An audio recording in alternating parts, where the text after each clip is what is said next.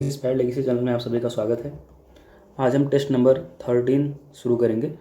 Already हमने test number 12 तक complete कर लिया है। आप लोग जाकर के डिस्क्रिप्शन बॉक्स से 1 से 12 तक के जितने भी टेस्ट दिए गए हैं उनको बारी बारी से एक्सेस कर लीजिएगा और देख डालिएगा। और एक चीज़ और विशेष रूप से आप लोग ध्यान रखिए कि आपने अभी तक जितने भी टेस्ट देखे हैं उनको आप लोग रिवीजन भी करना चालू कर दीजिए। अगर आप रिवाइज़ नहीं करोगे तो आपने पहले भी जितनी भी चीज़ें, आपने जितने भी फैक्ट्स पढ़े हुए हैं, वही सारी चीज़ें धीरे धीरे जो है माइंड से स्किप होती चली जाती हैं। तो पूरी तरह से कोशिश करिए कि जितनी भी टेस्ट आपने अभी तक लगाए हैं उन सारे टेस्ट को आप लोग जो है रिवीजन भी करना शुरू कर दीजिए। ठीक है, तो आप लोगों को उसका जो है एक शानदार आउटपुट जो है देखने को मिलेगा। ठीक है, चलिए तो शुरू करते हैं। आज हम टेस्ट नंबर 13 से क्वेश्चन नंबर 1 है कि संयुक्त राष्ट्र समुद्री कानून अभिसमय यूएन क्लॉज के संदर्भ में निम्नलिखित कथनों पर विचार कीजिए और बताइए कि इनमें से कौन सी बातें सही हैं। यूएन क्लॉज जो है इसको United Nation Convention on Law of Sea के नाम से भी जानते हैं। ठीक है, पहला कथन है कि प्रादेशिक समुद्र में पनडुब्बियों और अन्य अंतर्जलीय के वाहनों को सतह पर नेविगेट करने और अपना झंडा फहराने की आवश्यकता होती है। ये बात बिल्कुल सत्य है। दूसरा कथन है कि तटीय राज्यों को सभी उद्देश्यों के लिए महाद्वीपीय शेल्फ पर ड्रिलिंग को अधिकृत और विनियमित करने का विशेष अधिकार होगा। ये भी बात सही है। यूएन क्लॉज के संबंध में तीसरा कथन कहता है कि प्रत्येक राज्य, चाहे वह तटीय हो या भूमिबद्ध यानी लैंड लॉक्ड हो, को खुले समुद्र में अपना झंडा फहराने वाले जहाज़ों को भेजने का अधिकार है। ये भी बात सही है। यूएन क्लॉज के संबंध में ये तीनों बातें बिल्कुल सत्य हैं। तो ये आपका ऑप्शन सी जो है राइट हो जाता है। ठीक है, थोड़ा कुछ और बातें जानते हैं इसके संबंध में। यूएन क्लॉज जो है United Nation Convention on Law of Sea जो है 1982 में प्रपोज किया गया था और भारत के द्वारा जो है 1982 में ही इसको जो है हस्ताक्षरित कर लिया गया था।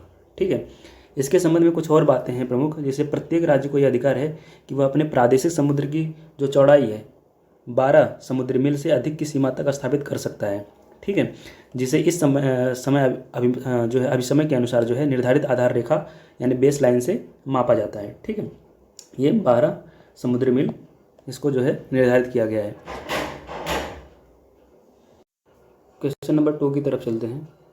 क्वेश्चन नंबर 2 में जो है लिखा गया है कि निम्नलिखित में से किस परिस्थिति में संसद राज्य सूची में उल्लिखित विषयों पर कानून बना सकती है। ठीक है, देखिए इसके अंतर्गत जो है पहला कथन लिखा गया है कि अगर राष्ट्रीय आपातकाल होता है तो उस दौरान जो है संसद राज्य सूची के संबंधित में जो भी विषय हैं उन पर कानून बना सकती है। ये बात बिल्कुल सत्य है। राज्यों के द्वारा अनुरोध करने पर राज्य अगर मिल करके जो है 2 या 2 से अधिक राज्य मिल करके यह अनुरोध करते हैं तो संसद जो है राज्य सूची से संबंधित विषय पर कानून बना सकती है। ये भी बात सही है। राष्ट्रपति शासन के दौरान भी जो है संसद के पास राज्य सूची से संबंधित विषय पर कानून बनाने का अधिकार मिल जाता है उस संबंधित राज्य की। ठीक है, तो तीसरी बात भी सही है।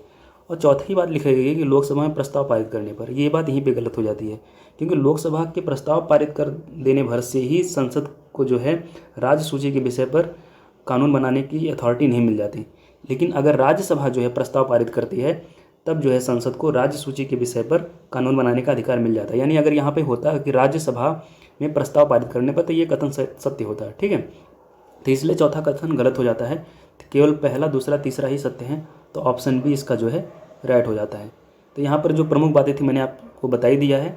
इसके अंदर कुछ और प्रमुख बातें हैं, जैसे अंतर्राष्ट्रीय समझौतों को लागू करने के संबंध में भी जो है संसद राज्य सूची के संबंध विषय पर जो है कानून बना सकती है। ठीक है, क्वेश्चन नंबर 3 की तरफ चलते हैं।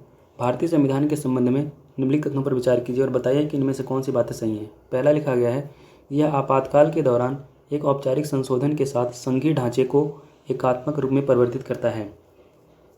देखिए ये बात तो सही है, लेकिन यहाँ पे लिखा गया औपचारिक संशोधन। जब जो है आपातकाल लागू होता है तो उस समय जो है केंद्र सरकार सर्वशक्तिशाली हो जाती है, यानी सभी राज्य जो है केंद्र सरकार के पूर्ण नियंत्रण में आ जाते हैं। तो उसके संबंध में किसी संशोधन की आवश्यकता नहीं होती है। बिना संशोधन के ही जो है यह सारा कार्य आसानी से हो जाता है। ठीक है, तो उसके लिए किसी संशोधन की आवश्यकता नहीं होती, इसलिए ये बात यहाँ पे गलत हो जाती है। दूसरी बात लिखी गई है कि विधि के समक्ष समानता इसकी धर्मनिरपेक्ष प्रकृति को स्थापित करती है। ये बात बिल्कुल सही है। ये जो है आर्टिकल 14 की बात है।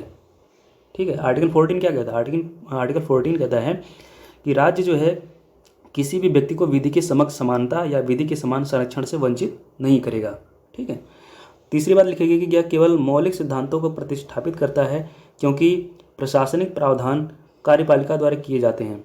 देखिए ये बात गलत हो जाती है, केवल शब्द से ही ये बात जो है गलत हो जाती है, क्योंकि मौलिक सिद्धांतों के साथ साथ जो है प्रशासनिक प्रावधान भी जो है कार्यपालिका के संबंध में संविधान में जो है उल्लिखित हैं, इसलिए ये बात गलत होती है।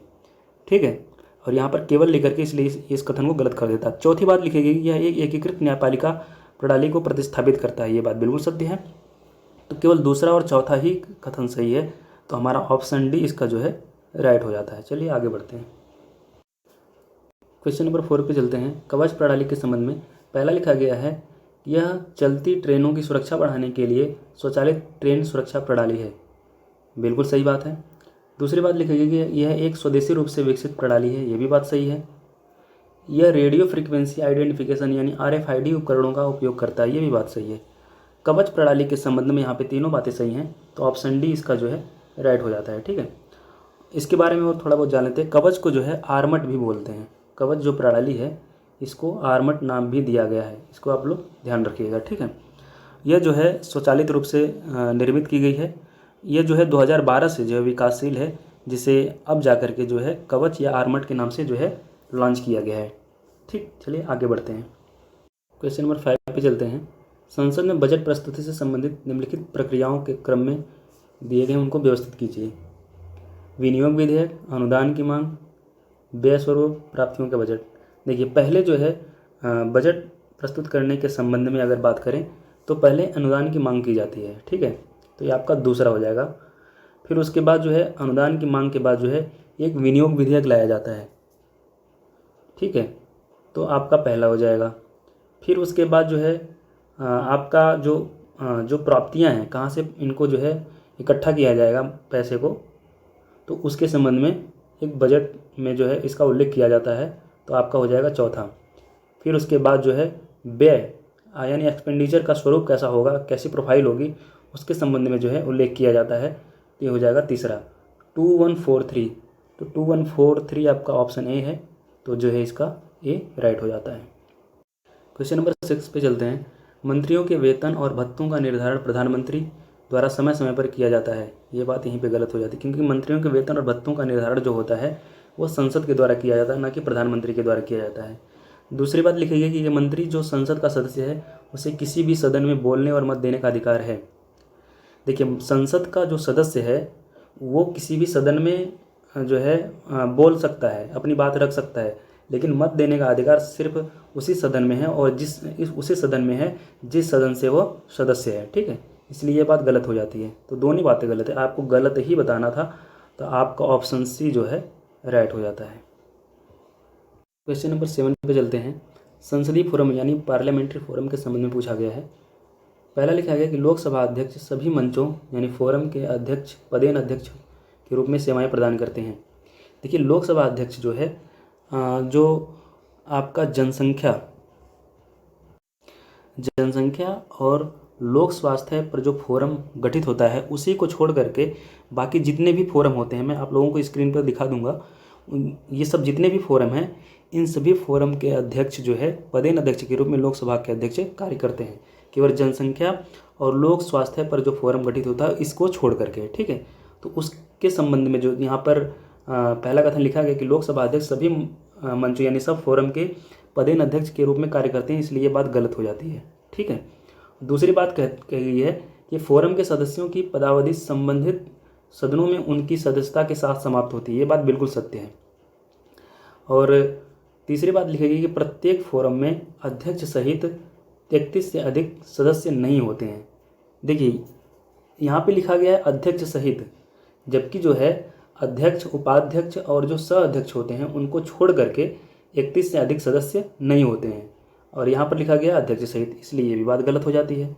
तो केवल एक ही बात सही है, ऑप्शन सी यानी केवल ऑप्शन 2, तो ऑप्शन सी इसका जो है राइट आंसर हो जाता है। ठीक है, और कुछ और बातें जानते हैं। संसदीय फोरम का गठन जो है 2015 में सबसे पहले किया गया था।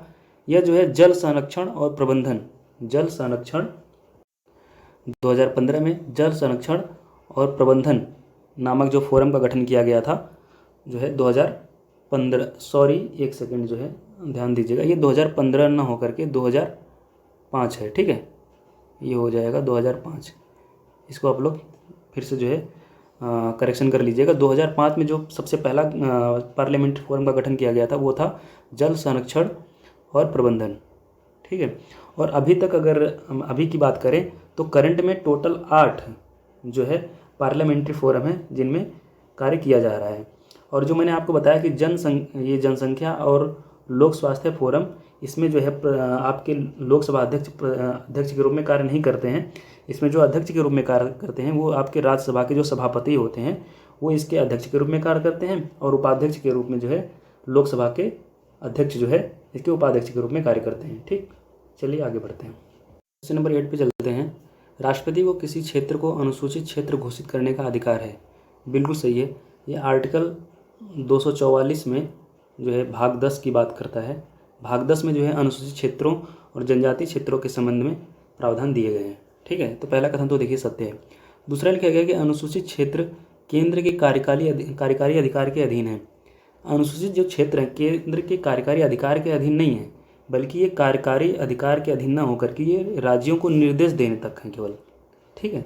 इसलिए ये बात गलत हो जाती है। तो आपका केवल एक ही कथन सही होता है, तो ऑप्शन है ये जो है इसका राइट आंसर हो जाता है। जो 5th शेड्यूल में उल्लिखित राज्य हैं आसाम, मेघालय, त्रिपुरा, मिज़ोरम, ठीक है। ये 4 राज्य जो हैं, इन 4 राज्यों को छोड़ करके किसी भी राज्य में अनुसूचित क्षेत्रों और अनुसूचित जनजातियों के प्रशासन और नियंत्रण से संबंधित जो भी प्रावधान है उसके संबंध में राष्ट्रपति को किसी भी क्षेत्र में और उसको क्षेत्र को अनुसूचित क्षेत्र घोषित करने का अधिकार दिया गया है, ठीक है। और इन क्षेत्रों को अनुसूचित क्षेत्र घोषित करने के संबंध में जो है राज्य के राज्यपाल के परामर्श से इसके क्षेत्र को घटाया या बढ़ाया भी जा सकता है। इनकी सीमा रेखाओं को जो है बदला भी जा सकता है या उसकी स्थिति को रद्द किया जा सकता है, यानी किसी नए सिरे से जो है आदेश दे करके उसको एक नया रूप प्रदर्शित किया जा सकता है, ठीक। क्वेश्चन नंबर 9 पे चलते हैं। यहाँ पर कुछ अमूर्त सांस्कृतिक विरासत के नाम दिए गए हैं। आपको बताना है कि ये किन देशों से संबंधित हैं। अमूर्त सांस्कृतिक विरासत जो है ये यूनेस्को के द्वारा प्रदर्शित किए जाते हैं। इनको इंटेंजिबल कल्चरल हेरिटेज साइट भी बोला जाता है, ठीक है। इंटेंजिबल का मतलब है जिनको हम स्पर्श नहीं कर सकते। तो देखिए पसिल्लो ये एक तरीके का संगीत और नृत्य है जो आपके जो है इक्वाडोर में जो है परफॉर्म किया जाता है। ये पनामा नहीं है, ये है इक्वाडोर, ठीक है। तो आपका पहला कथन गलत हो जाता है। दूसरा है सोंगकेट, यह मलेशिया में परफॉर्म किया जाता है। ये एक तरीके का मलेशियाई कपड़ा है जो पारंपरिक रूप से 2 पेडल फर्श करघे पर हाथ से बुना जाता है, ठीक है। तो ये तो दूसरा तो कथन सही है। डुम्बारा मैट जो लिखा गया है, डुम्बारा मैट जो है एक पारंपरिक हाथ से बने मैट होते हैं जिनका उपयोग हैंगिंग या कुशन कवर के रूप में भी किया जाता है। ये श्रीलंका के जो लोग हैं ये अपने सांस्कृतिक इनका अपना बहुत महत्व है। यह मैट जो है किन्नर नामक समुदाय द्वारा बनाया जाता है, ठीक है। तो ये आपका ये जो है तुर्कमेनिस्तान में होकर के ये हो जाएगा श्रीलंका, इसलिए ये भी गलत हो जाता है। तो आपका तीसरा भी गलत हो गया। चौथा है नोरा डांस, ये थाईलैंड में परफॉर्म किया जाने वाला एक तरीके का सांस्कृतिक नृत्य है। तो ये बात बिल्कुल सही है। तो केवल 2 ही कथन सही हैं, यानी 2 युग्म सही हैं। तो ऑप्शन बी इसका जो है राइट हो जाता है। क्वेश्चन नंबर 10 पे चलते हैं। भारत के संविधान में लिखित में से कौन सा भारत शासन अधिनियम 1935 के तहत अनुदेशों के साधन यानी इंस्ट्रूमेंट ऑफ इंस्ट्रक्शन के समान है? देखिए जो बात लिखी गई है भारत शासन अधिनियम 1935 के तहत अनुदेशों के साधन यानी इंस्ट्रूमेंट ऑफ इंस्ट्रक्शन के समान है, ये कथन है एक तरह के अपने आप में। ये जो है BR अम्बेडकर के द्वारा ये बात कही गई थी। ये बात कही किसके लिए गई थी? ये राज्य के नीति निर्देशक सिद्धांतों यानी DPSP, ठीक है, directive principle of state policy के संबंध में कही गई थी। तो ये बात आपकी सही हो जाती है यहीं से, ये तो याद रखने वाली बात है। ऑप्शन बी इसका राइट हो जाता है। क्वेश्चन नंबर 11 पे चलते हैं। भारतीय प्रतिभूति विनिमय बोर्ड यानी security exchange board of India SEBI के संबंध में पूछा गया है। पहला लिखा गया कि यह एक अर्धविधायी और अर्धन्यायिक निकाय है। ये बात बिल्कुल सही है, क्योंकि सेबी जो है ये विनियमों का मसौदा भी तैयार कर सकता है, पूछताछ भी कर सकता है, नियम भी पारित कर सकता है, जुर्माना भी लगा सकता है, और इसके अंतर्गत एक जो है ट्रिब्यूनल भी कार्य करता है जिसको हम सिक्योरिटी अपीलेट ट्रिब्यूनल SAT भी बोलते हैं। तो ये एक तरीके की न्यायिक कार्य भी जो है कर रहा है, यानी यही एक अर्धन्यायिक संस्था के रूप में भी कार्य कर रहा है, ठीक है, और नियम भी बना रहा है। तो ये अर्धविधायी भी हो गया, अर्धन्यायिक भी हो गया, तो पहला कथन तो सही हो जाता है, ठीक है। दूसरा लगाइए प्रतिभूति अपीलेट ट्रिब्यूनल, यानी जो अभी मैंने आपको बताया में एक पीठासीन अधिकारी और 2 अन्य सदस्य होते हैं, ये बात बिल्कुल सही है। तो यहाँ पे दोनों बातें सही हैं, तो ऑप्शन सी इसका जो है राइट आंसर हो जाता है। सेबी के संबंध में कुछ और बातें जानते हैं। सेबी का गठन जो है 1992 में एक अधिनियम के माध्यम से किया गया था इसका गठन, और इसके गठन के कुछ समय बाद जो है सेट का भी गठन किया गया, ठीक है, जिसमें 2 अध्यक्ष, यानी इसमें जो है एक पीठासीन अधिकारी और 2 अन्य सदस्य शामिल होते हैं, ठीक है। अगर सेबी के प्रमुख कार्यों के संबंध में बात करें तो सेबी का जो मूल कार्य होता है यह जो है सिक्योरिटीज़ के जो इन्वेस्टर्स होते हैं उनके हितों की रक्षा करना और सिक्योरिटी मार्केट को बढ़ावा देना और उन्हें रेगुलेट करना होता है। अगर इसके मुख्यालय की बात करें यानी हेडक्वार्टर की, तो इसका हेडक्वार्टर जो है मुंबई में है, ठीक है। और इसके कुछ क्षेत्रीय कार्यालय भी हैं, जो क्षेत्रीय कार्यालयों में हैं आपका अहमदाबाद, कोलकाता और चेन्नई और दिल्ली, ठीक है, ये इसके क्षेत्रीय कार्यालय हैं। चलिए आगे बढ़ते हैं, क्वेश्चन नंबर 12 पे चलते हैं। सामूहिक विशेषाधिकार, यानी ये संसद के जो सदस्य हैं उनके विशेषाधिकारों के संबंध में पूछा गया सवाल है। संसद के जो सदस्य हैं उनको जो है 2 तरीके के विशेषाधिकार प्रदान किए जाते हैं, एक सामूहिक विशेषाधिकार, एक व्यक्तिगत विशेषाधिकार। तो आपको सामूहिक विशेषाधिकार के संबंध में पूछा गया है। पहला लिखा गया कि विशेषाधिकार प्राप्त सदस्यों के व्यक्तिगत रूप से संसद सत्र के दौरान केवल दीवानी मामलों में गिरफ्तार नहीं किया जा सकता है।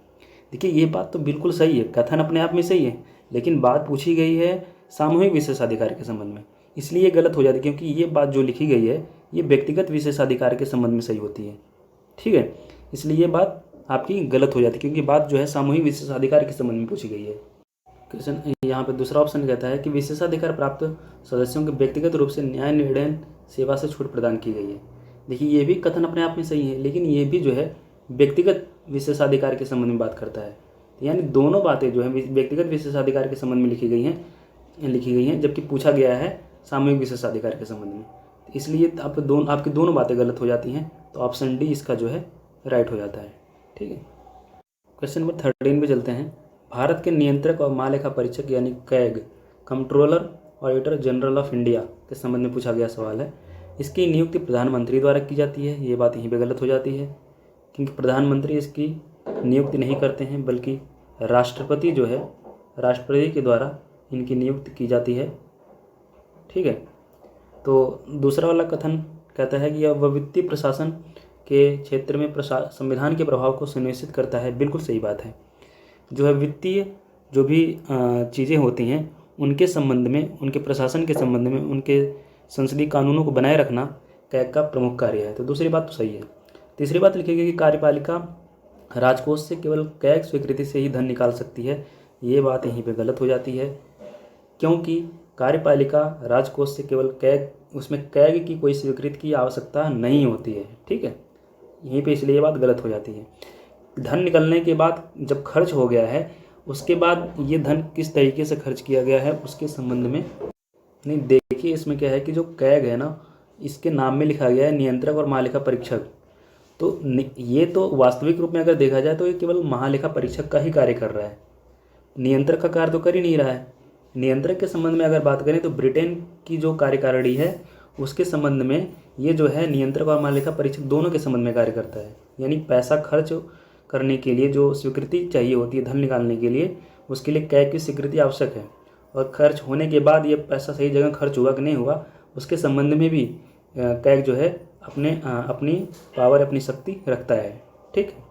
और कैग का जो गठन किया गया था ये आर्टिकल 148 के तहत किया गया था, और ये कैग की जो कार्यकाल होता है ये 6 वर्ष या 65 वर्ष तक, जो भी इसमें से पहले हो, के संबंध में किया जाता है, ठीक है। तो केवल आपका जो है दूसरा ही कथन सही होगा, तो option C is right answer.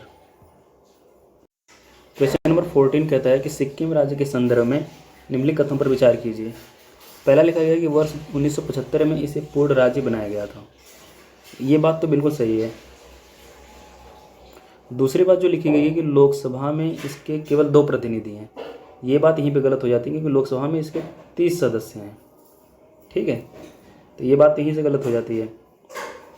तीसरा कथन लिखा गया कि राज्य का अपना उच्च न्यायालय नहीं है। ये भी बात गलत है क्योंकि 1955 में जो है, सन 1955 में राज्य में उच्च न्यायालय का प्रावधान किया गया था।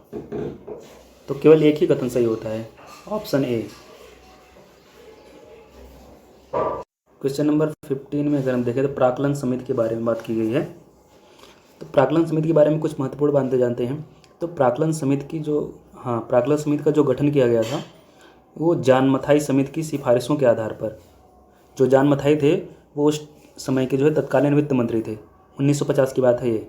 ठीक है, तो जॉन मथाई की सिफारिशों के आधार पर जो है 1950 में प्राक्कलन समिति का गठन किया गया था। तो उस समय जो है 25 सदस्य हुआ करते थे।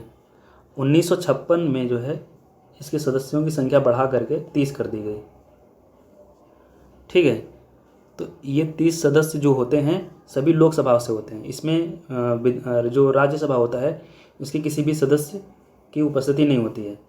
केवल सारे के सारे 30 सदस्य जो है आपके प्राक्कलन समिति के आते हैं लोकसभा से।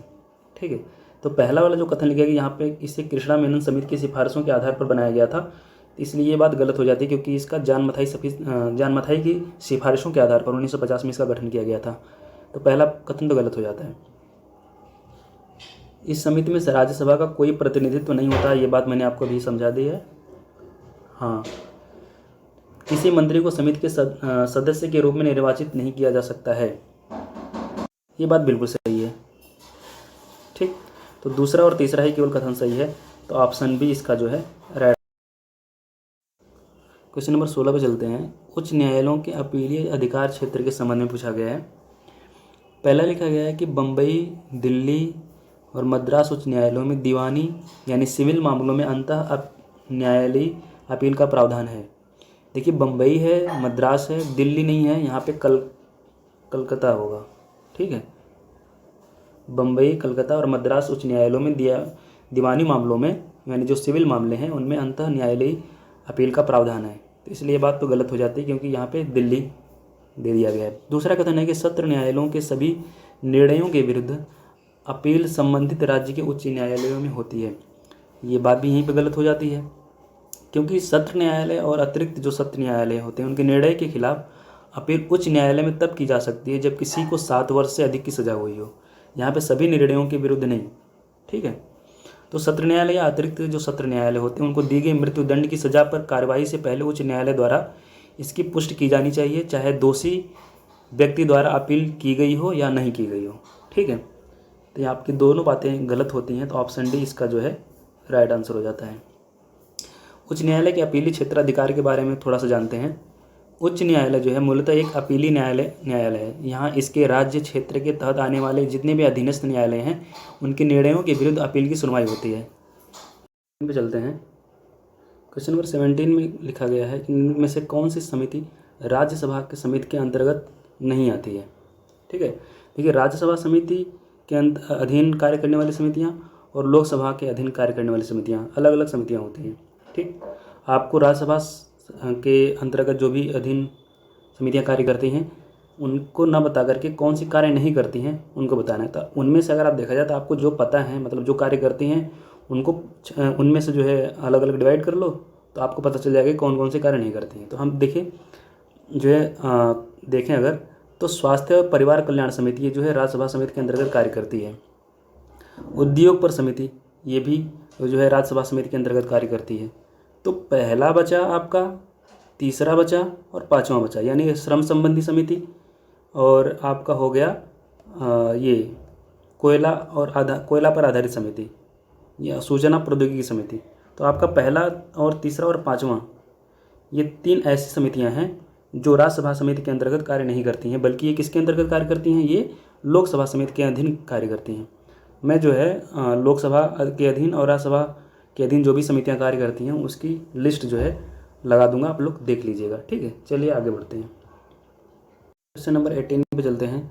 जन प्रतिनिधित्व अधिनियम 1951 के संबंध में है। पहला लिखा गया कि प्रत्येक राजनीतिक दल को प्रत्येक वित्तीय वर्ष के पूरा होने के बाद आयकर कार्यालय को एक वित्तीय रिपोर्ट आवश्यक रूप से प्रस्तुत करनी होगी। देखिए ये बात बिल्कुल अपने आप में सही है, लेकिन ये जो है जन प्रतिनिधित्व अधिनियम 1951 की बात नहीं है, यह जो है आयकर अधिनियम 1961 की बात है। ठीक है, तो ये बात इसलिए गलत हो जाती है क्योंकि ये कथन जो है आयकर अधिनियम 1961 के संबंध में है, न कि जन प्रतिनिधित्व अधिनियम 1951। ठीक है, इसलिए ये बात गलत हो जाती है। चुनाव के लिए नामांकन के दौरान प्रत्येक उम्मीदवार को लंबित मामलों में और सजा का विवरण प्रस्तुत करना होगा, बिल्कुल सही बात है। ये जो है रिप्रेजेंटेशन ऑफ पीपुल्स एक्ट यानी जन प्रतिनिधित्व अधिनियम 1951 की धारा 33A के तहत जो है एक उम्मीदवार को जानकारी देने की ज़रूरत होगी, जिसमें किसी लंबित मामले में 2 वर्ष या उससे अधिक के कारावास के दंडनीय अपराध का उसे अभियुक्त घोषित किया गया है, जिसमें वह सक्षम अधिकारिता वाले न्यायालय द्वारा आरोप तय किया गया हो। उसे 1 वर्ष का अपराधी भी दोषी ठहराया गया हो, जिसमें उसे 1 वर्ष या उससे अधिक के लिए कारावास की भी सज़ा सुनाई गई। इससे संबंधित जो भी मामले हैं उसके संबंध में आपको सूचना देना आवश्यक हो जाता है। ठीक, तो देखिए केवल दूसरी बात ही सही है, तो ऑप्शन बी इसका जो है राइट हो जाता है। क्वेश्चन नंबर 19 पे चलते हैं। क्वेश्चन नंबर 19 में कहा गया गैर संवैधानिक निकायों के संबंध में बताइए। गैर संवैधानिक निकाय वे निकाय होते हैं जिनका जो है उल्लेख मूल संविधान में नहीं किया गया है, यानी उनका प्रावधान जो है संसद में कानून पारित करके किया गया है। ठीक है, तो देखिए पहला कथन लिखा गया कि संथानम समिति ने केंद्रीय सतर्कता आयोग की स्थापना की सिफारिश की थी, बिल्कुल सही बात है। केंद्रीय सतर्कता आयोग की समिति की सिफारिश जो है संथानम समिति की सिफारिशों के आधार पर जो 1962 से 1964 के दौरान जो है कार्य कर रही थी, इसी की सिफारिशों के आधार पर जो है संथानम समिति की सिफारिश को लागू करते हुए जो है केंद्रीय सतर्कता आयोग यानी सेंट्रल विजिलेंस कमीशन का गठन किया गया। ठीक है, अगर पहली बात तो ये जो है एक पहले जो है केंद्र सरकार के रेजोल्यूशन के माध्यम से जो है यह जो है कार्य करना शुरू किया था 1964 में। ये 1964 में केंद्र सरकार के एक रेजोल्यूशन के माध्यम से कार्य करना शुरू किया था। ठीक है, चलिए दूसरा वाला कथन देखते हैं। दूसरा कथन कहता है कि ए अहमदी समिति ने केंद्रीय सतर्कता आयोग यानी केंद्रीय इंफॉर्मेशन कमीशन, ये केंद्रीय सूचना आयोग की सिफारिश की थी। नहीं, ए अहमदी जो समिति है, ये ए अहमदी समिति इसने जो है राष्ट्रीय मानवाधिकार आयोग से संबंधित अपनी सिफारिशें प्रस्तुत की थी, ये सूचना आयोग से संबंधित नहीं थी। तो इसलिए देखिए पहला कथन इसलिए सही हो जाता है, तो ए इसका जो है राइट आंसर हो जाएगा। ठीक है, नंबर 20 पे चलते हैं। लघु बचत योजना यानी स्मॉल सेविंग स्कीम के संबंध में पूछा गया है। पहला है इस योजना के अंतर्गत जमाकर्ताओं को उनके ब्याज पर निश्चित ब्याज मिलता है, उनके पैसे पर निश्चित ब्याज मिलता है, बिल्कुल सही बात है। सुकन्या समृद्धि योजना लघु बचत योजना का एक भाग है, बिल्कुल सही बात है। यहाँ पे दोनों बातें सही हैं, तो ऑप्शन सी इसका जो है राइट आंसर हो जाता है। कुछ प्रमुख बातें जानते हैं। लघु बचत योजना के अंतर्गत जो है कुल अभी तक वर्तमान में 12 इंस्ट्रूमेंट्स यानी 12 प्रपत्र हैं जो लघु बचत योजनाओं के अंतर्गत कार्य कर रहे हैं। ठीक है, लघु बचत पत्र के अंतर्गत जो भी धनराशि इकट्ठा होती है इसे नेशनल स्मॉल सेविंग फंड्स में जो है जमा कर दिया जाता है। ठीक है, कुछ प्रमुख जो हैं किसान विकास पत्र हो गया, राष्ट्रीय लघु बचत पत्र हो गया, ठीक है, डाक जमा हो गया जिसमें आवर्ती जमा हो गया, आपका बचत खाता हो गया, ये सब जो है आपकी मासिक आय योजना संबंधी ये सभी जो है आपकी लघु बचत योजना के भाग हैं। ठीक, चलिए आगे बढ़ते हैं। क्वेश्चन नंबर 21 पे चलते हैं। पहला कथन है कि वर्ष 2003 के 87वें संविधान संशोधन अधिनियम ने 2001 की जनगणना के आधार पर निर्वाचन क्षेत्रों के परिसीमन का प्रावधान किया था, बिल्कुल सत्य बात है, इसे याद रखिएगा। ठीक है, दूसरा कथन कहता है कि संविधान ने लोकसभा के मामले में आनुपातिक प्रतिनिधित्व प्रणाली को अपनाया, बिल्कुल गलत बात है, क्योंकि संविधान ने जो है लोकसभा के मामले में इसने first past the post system यानी सदस्यों के चुनाव हेतु प्रादेशिक प्रतिनिधित्व प्रणाली। ठीक है, तीसरा है आनुपातिक प्रतिनिधित्व प्रणाली उपचुनावों के आयोजन हेतु कोई स्थान प्रदान नहीं करती, बिल्कुल सत्य बात है। आनुपातिक प्रतिनिधित्व प्रणाली के संबंध में जो है उपचुनाव का बिल्कुल कोई योगदान नहीं है, तो तीसरी बात सही हो जाती है, पहला और तीसरा सही है, तो ऑप्शन ए इसका जो है आपका ऑप्शन ए जो है राइट हो जाता है। ठीक है, चलिए आगे बढ़ते हैं। क्वेश्चन नंबर 22 पे चलते हैं। यहाँ पे कुछ केंद्र शासित प्रदेशों का नाम दिया गया, आपको बताना है कि ये इनके निर्माण का कारण क्या है। पहला है चंडीगढ़। चंडीगढ़ और दिल्ली का गठन जो है इनके प्रशासनिक महत्व को ध्यान में रखकर किया गया, इसलिए पहली बात तो देखिए सही है। दूसरा लिखा गया है पुडुचेरी, दमन दीव और दादर नागर हवेली, इनका गठन जो है सांस्कृतिक महत्व को ध्यान में रखकर किया गया है, न कि सामरिक महत्व। ठीक है। लक्षद्वीप का गठन जो है, लक्षद्वीप हो गया आपका, और अंडमान निकोबार का गठन जो है उसके सामरिक महत्व को ध्यान में रख करके किया गया है। ठीक, तो केवल एक ही युग्म सही है, तो ऑप्शन बी इसका जो है राइट हो जाता है। और जो भूगोल लद्दाख की बात करें तो लद्दाख का गठन जो है उसके जियोग्राफिकल महत्व को ध्यान में रख करके किया गया है। और जम्मू कश्मीर जो है इंटरनल सिक्योरिटी यानी आंतरिक सुरक्षा को ध्यान में रखकर किया गया है। और पिछड़े और आदिवासी लोगों के लिए विशेष व्यवहार और देखभाल के संबंध में मिजोरम, मणिपुर, त्रिपुरा और अरुणाचल प्रदेश, इन राज्यों को बनाया गया है। ठीक है, चलिए आगे बढ़ते हैं। क्वेश्चन नंबर 23 पे चलते हैं। क्वेश्चन नंबर 23 कहता है कि भारत के उपराष्ट्रपति जब तक एक नया राष्ट्रपति निर्वाचित नहीं हो जाता है तब तक वह अधिकतम 2 महीने के लिए राष्ट्रपति के रूप में कार्य करता है। 2 महीने नहीं, ये 6 महीने अगर होता तो सही होता, यानी 6 महीने के लिए जो है राष्ट्रपति के रूप में वो कार्य कर सकता है। ये बात गलत हो जाती है। इसलिए जब उपराष्ट्रपति राष्ट्रपति के रूप में कार्य करता है तो वह राष्ट्रपति को देय वेतन का हकदार नहीं होता है। होता है, बिल्कुल होता है। वह राष्ट्रपति को देय वेतन का हकदार होता है, न कि वो राज्यसभा के सभापति को देय वेतन के हकदार के रूप में कार्य कर रहा होता है। जब वो 6 महीने के अंतर्गत जो कार्य कर रहा है तो उसको जो भी देय वेतन होता है वो राष्ट्रपति के अंतर्गत दिया जाता है। ठीक है, इसलिए ये भी बात गलत हो जाती है। तो दोनों बातें गलत हैं, तो ऑप्शन डी इसका जो है राइट हो जाता है। कुछ प्रमुख बातें हैं। जब राष्ट्रपति जो है अनुपस्थिति, बीमारी या किसी अन्य कारण से अपने कार्यों का निर्वहन करने में असमर्थ होता है तो उपराष्ट्रपति तब तक अपने कार्यों का निर्वहन करता है जब तक राष्ट्रपति अपना पद ग्रहण नहीं कर लेता है। ठीक है, और राष्ट्रपति के रूप में कार्य करते हुए राष्ट्रपति के कार्यों का निर्वहन करते हुए उपराष्ट्रपति जो है राज्यसभा के सभापति के कार्यों के कर्तव्यों का पालन नहीं करता है। इस अवधि के दौरान वह उन कर्तव्यों का पालन राज्यसभा के उपसभापति के द्वारा किया जाता है। ठीक, क्वेश्चन नंबर 24 पे चलते हैं। भारत में चुनावों के संबंध में पूछा गया है। आम चुनाव और विधानसभा चुनाव के लिए अलग अलग विशेष मतदाता सूची होती है। बिल्कुल गलत बात है। संसद और राज्य विधानसभा के चुनाव के लिए प्रत्येक क्षेत्रीय जो निर्वाचन क्षेत्र होता है उनके लिए केवल एक ही सामान्य मतदाता सूची होती है। इस प्रकार संविधान ने जो है सांप्रदायिक प्रतिनिधित्व और पृथक निर्वाचन मंडल की जो व्यवस्था है उसको समाप्त कर दिया है, जो देश के विभाजन को बढ़ावा देती है। ठीक है, तो आपका हो जाता है पहला कथन गलत। दूसरा कथन कहता है कि चुनाव प्रावधानों के मामलों में राज्य विधायिका के पास अनुपूरक शक्तियाँ हैं। बिल्कुल गलत बात है।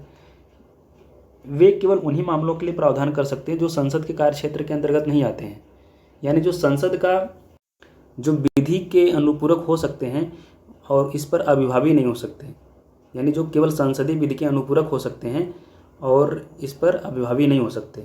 यहाँ पर लिखा गया अनुपूरक, इसलिए बात गलत हो जाती है। ठीक है, तो आपका दोनों बात गलत होता है, तो ऑप्शन डी इसका जो है राइट हो जाता है। क्वेश्चन नंबर 25 पे चलते हैं। आपातकालीन प्रावधानों के संबंध में है। आपातकाल का प्रावधान कहाँ किया गया है?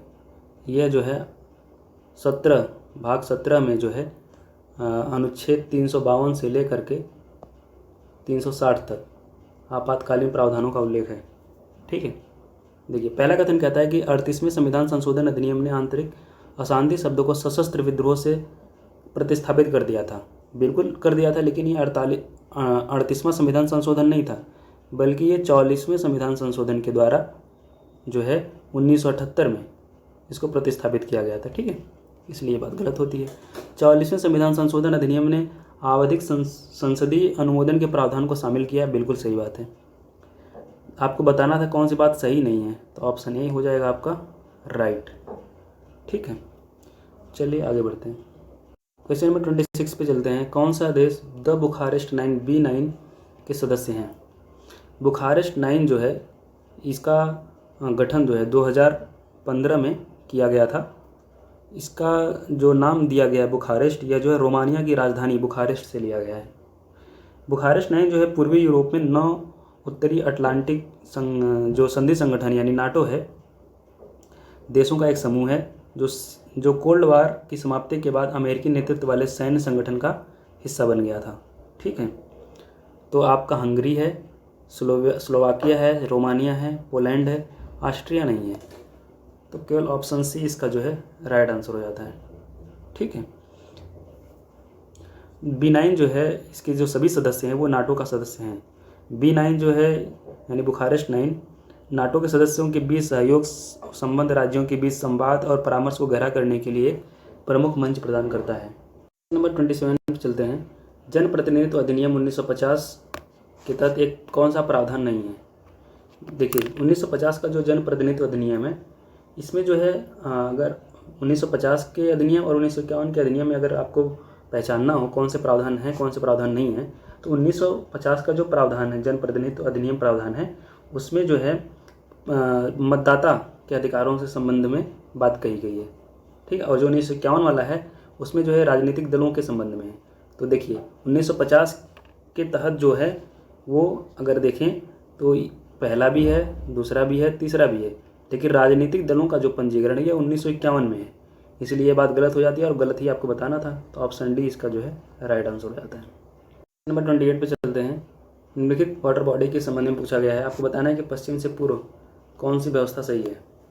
देखिए एजियन सी जो है यह भूमध्य सागर यानी मेडिटेरियन सी का एक भाग है जो पश्चिम में ग्रीक जो पेनिनसुला है यानी प्रायद्वीप है वो पूर्व में एशिया माइनर के बीच स्थित है। एशियन डार्डेनल्स जो है मरमरा सी और बॉस्फोरस सी के जो स्ट्रेट है उससे काला सागर को जोड़ा हुआ है। ठीक है। जो क्रेते जो आइलैंड है उसकी दक्षिणी सीमा को निर्धारित करता है। तो सबसे पश्चिम में देखा जाए तो यही है। ठीक। और डार्डेनल्स स्ट्रेट की तरफ चलें तो यह जो है यूरोप और एशियाई जो टर्की है उसके बीच स्थित है, जिसमें थ्रेस और एनाटोलिया के रूप में भी जाना जाता है। ये एजियन सी से मरमरा सी तक जाता है और फिर बास्पोरस स्ट्रेट से होते हुए ब्लैक सी तक जाता है। ठीक है। उसके बाद इसका नंबर आ जाएगा। ठीक है। उसके बाद मरमरा सी आ जाएगा। मरमरा सी जो है ये एशियाई टर्की को जो है यूरोपीय टर्की से अलग करता है, जो बास्पोरस स्ट्रेट को के माध्यम से ब्लैक सी से जुड़ा हुआ है, जबकि दक्षिण पश्चिमी है जो है एजियन सागर से डार्डेनल्स स्ट्रेट के माध्यम से जुड़ा हुआ है। तो मरमरा सी हो जाएगा। बास्पोरस स्ट्रेट जो है यह ब्लैक सी और मरमरा सी को जोड़ता है और एशियाई टर्की यानी एनातोलिया वाला जो भाग है इसके कुछ हिस्सों को यूरोपीय टर्की से अलग करता है। तो ये वाला भाग हो जाता है। तो पश्चिम से पूर्व की तरफ अगर जाएं तो पहले आपका हो जाएगा एजियन सी, फिर हो जाएगा डार्डेनल्स, फिर हो जाएगा आपका आपका हो जाएगा पहले एजियन सी, फिर हो जाएगा सी ऑफ फिर हो जाएगा डार्डेनल्स। ठीक है। फिर हो जाएगा मरमरा और फिर हो जाएगा बास्पोरस। ठीक। 4 1 2 3 ऑप्शन सी इसका राइट आंसर। की तरफ चलते हैं। निम्नलिखित राज्यों को उनके गठन के कालक्रम के अनुसार व्यवस्थित कीजिए। ठीक है। मेघालय का गठन कब हुआ था। मेघालय में जो मेघालय हो गया, मणिपुर हो गया, त्रिपुरा हो गया, इनका गठन जो है 1972 में किया गया था। ठीक है। और हिमाचल प्रदेश का गठन साथ में हरियाणा और चंडीगढ़ का गठन जो है 1956 में किया गया था। ठीक। और उत्तराखंड का गठन आप सभी को पता है, उत्तराखंड, झारखंड, छत्तीसगढ़, इनका गठन जो है 2000 में किया था, सन 2000 में हुआ था। और मिज़ोरम का गठन, अरुणाचल प्रदेश और गोवा का गठन 1987 में हुआ था। तो अगर आप इसको सही क्रम में लगाओगे तो क्या बनेगा 2 2 1 4 3। तो ऑप्शन है इसका जो है राइट आंसर होता है। क्वेश्चन नंबर 30 पे चलते हैं। सिंह को संविधान सभा के प्रतीक या मुहर के रूप में अपनाया गया था। ये सिंह नहीं था, ये एलिफेंट था। एलिफेंट यानी हाथी को। ठीक है। पहला कथन तो गलत होता है। सर BN राव को संविधान सभा के संवैधानिक सलाहकार के रूप में नियुक्त किया गया था। बिल्कुल सही बात है। मूल संविधान के अंग्रेजी और हिंदी दोनों संस्करण प्रेम बिहारी रायजादा द्वारा हस्तलिखित थे। ये बात गलत है। प्रेम बिहारी नारायण जो रायजादा थे ये भारतीय संविधान के सुलेखक थे। ये मूल संविधान को उनके द्वारा इटैलिक शैली में हस्तलिखित था। ठीक है। ये हिंदी में नहीं। और अगर मूल संविधान की हिंदी संस्करण की बात करें तो इसको लिखने का कार्य जो है बसंत कृष्ण वैद्य द्वारा किया गया था और नंदलाल बोस द्वारा जो है उसको सही ढंग से सजाया गया था। ठीक है। तो केवल एक ही कथन सही है, तो ऑप्शन बी इसका जो है राइट आंसर हो जाता है। चलिए इसे आज यहीं तक रखते हैं। आगे बाकी 31 से अगले वीडियो में कंटिन्यू करेंगे। धन्यवाद।